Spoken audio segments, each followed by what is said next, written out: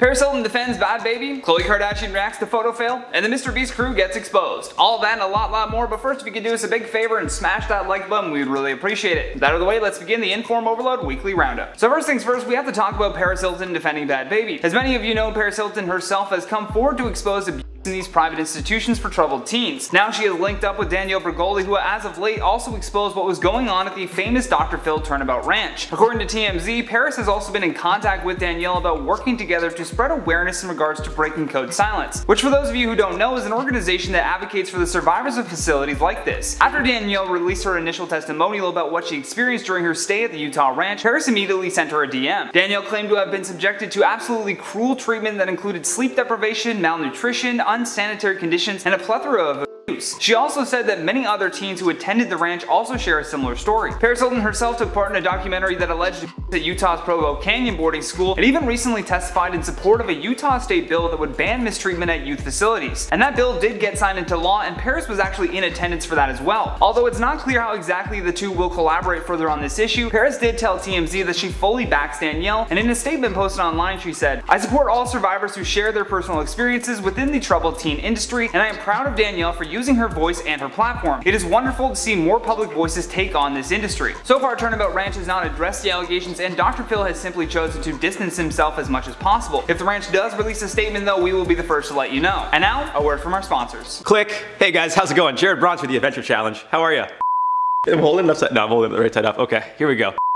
What's going on, guys? Before we get any further into it, I wanted to give a huge shout out to our sponsor for this video, the Adventure Challenge. A scratch-off keepsake with 50 unique adventures. The days of being undecided on what to do with your friends, family, or partner are long gone. Now you can buy just the book, in which you'll have the 50 unique different adventures waiting to be had. Scratch off each square and see where you're headed. But as you know, adventures usually call for pictures as well. So the Adventure Challenge also offers a book and camera bundle. This allows you not only to enjoy more of your time with loved ones, as you won't be arguing over where to go or what to do, but you'll also have a photo book for a lifetime of memories. No more selfies on Instagram, you know what I'm saying? Besides, each unique adventure comes a little spot to post your Polaroid, so you can remember all the good times and fun you had. We got the link in the description down below. Use the code INFORM15 for 15% off everything on this site. I'm not saying you should get this for Mother's Day, but I mean, it'd make a pretty incredible Mother's Day present. Thanks again to the Adventure Challenge for sponsoring us. Big shout out to the Adventure Challenge for sponsoring this video, and make sure to get yours today. And with that though, let's send it back to Jared for some science. Alright, so I've been saying this for quite some time, and now it seems I finally have some scientific evidence to back my claims. My friends, life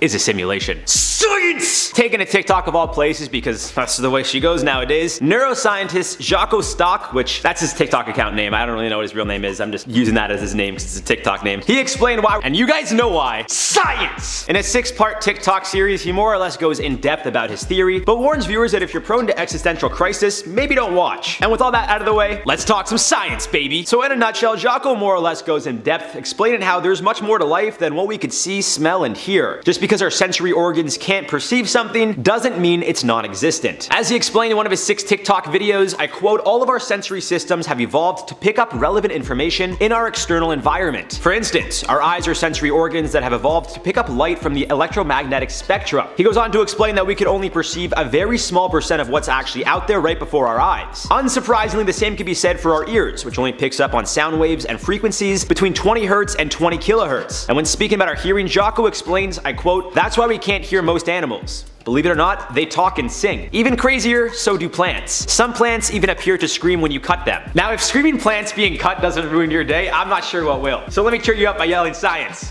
Science! In another clip, I guess part 3 of a series, Jocko refers to a book called Neurogastronomy by a Gordon M. Shepard. The TikToker explains how in the book, Shepard references butanediol, which is an odorant that factors a response in your sensory neurons inside of the nose. Well, this chemical is one of the primary ones responsible for the smells of things like butter and body odor. As Jocko explains in his video, if you smelled butanediol while looking at a steak or someone working out, you'd experience 2 very different smells, even though technically you're smelling the same thing, in this case the chemical butanediol. The idea is, as he explains, I quote, "Our brain can't tell us anything our sensory organs can't perceive. But not only are our sensory organs limited in functionality, but they also make mistakes. So more or less, perception is reality. What you see is the truth, regardless of what's actually going on. But again, our perception could be a simulation." Wild. He wraps up explaining, I quote, "Your brain is just making up as it goes. It's taking all the information it gets from all these various inputs, and the output is a coherent conscious thought of what it thinks is happening in its external environment, but you've never actually experienced real life. You've only ever experienced it through this very narrow lens." Come on. I mean, look guys.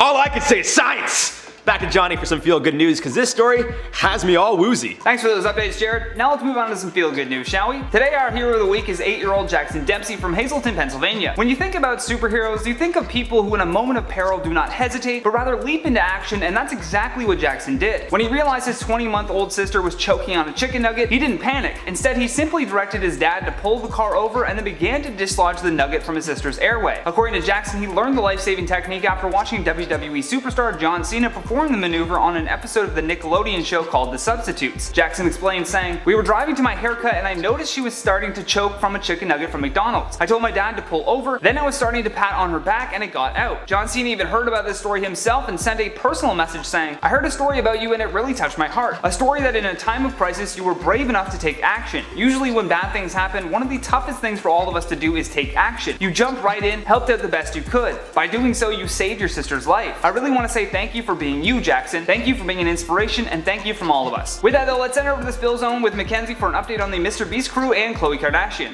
Thanks, Johnny. So on the Spill Zone today we have two stories to cover. First is surrounding Mr. Beast. Mr. Beast and his crew are well known and loved on YouTube. However, tons and tons of old tweets of one member are coming out that are really bad. Chris Tyson, who is an OG member of Mr. Beast's crew, was exposed for tweeting out racist, Islamophobic, ableist, and honestly just straight up horrible things in the past. A long thread was tweeted out by one user showing it all. And honestly, it's hard to comprehend just how many disgusting tweets that there actually is. A lot of the tweets seem to be from 2016 to about 2018. At this time, Chris has not responded to the tweets or backlash, but many fans are wondering if Mr. Beast will publicly address the situation, because Mr. Beast is seen as a relatively unproblematic figure on the platform, and associating with Chris now could really hurt his brand. And honestly, I'm really shocked and saddened because when I used to watch Mr. Beast videos more regularly, Chris was probably my favorite member, so that just kind of makes things even more sad. It's also crazy to think what he might have been saying behind closed doors if he's been saying this crazy of stuff online, you know what I mean? Next up, we have this crazy Khloe Kardashian story. So after Easter weekend, the Kardashian team was quietly trying to get a photo of Khloe removed from the internet that had been posted by one family member that wasn't authorized by Khloe. The general consensus now is that people think that their grandmother, MJ, is the one that posted the photo. After the news came out that Khloe was trying to get the photo deleted, the photo and the story started going viral online. And the most shocking thing to me was how good Khloe actually looked in the picture that she was trying to get removed. I can't show you the picture because the video would,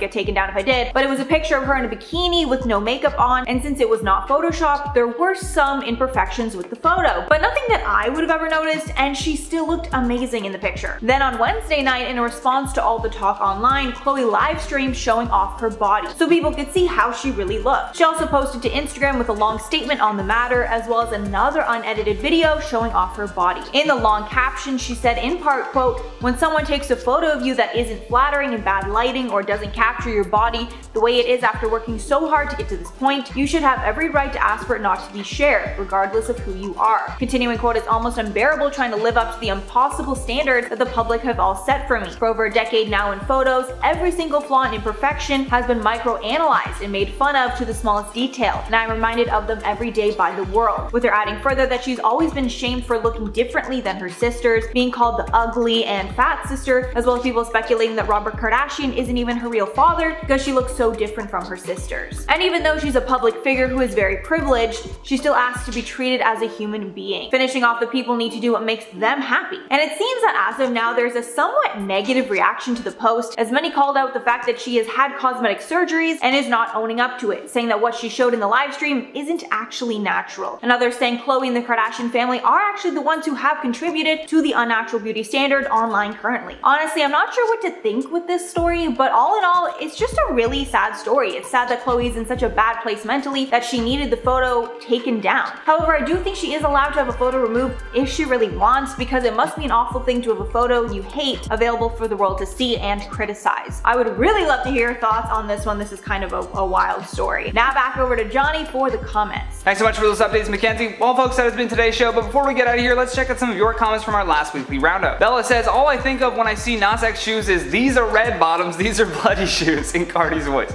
That was immediately what I thought too. Actually, the first time that we covered that story, producer Chris can attest to that. That's exactly what I was thinking before we started.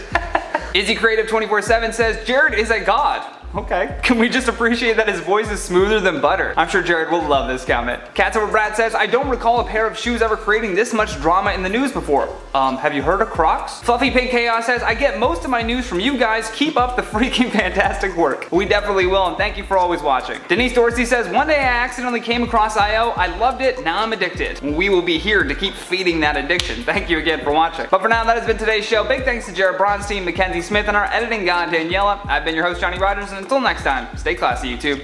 Don't forget the bloopers. It's the weekly roundup! Let's go! One sec. Wouldn't be an IO without a burp. But warns viewers that if you're prone to motherfucker, I knew I was gonna have trouble saying existential. Such a tough word. But warns viewers that if you're prone to existential crises, is crisis a word? Crises? I think it's crisis. Crisis? Yeah, that's why I wrote it that way, because I knew you can't really plural multiple crises. I guess I just did. For instance, butanediol. Oh, it's such a tough word. Butanediol. Butanediol. All right.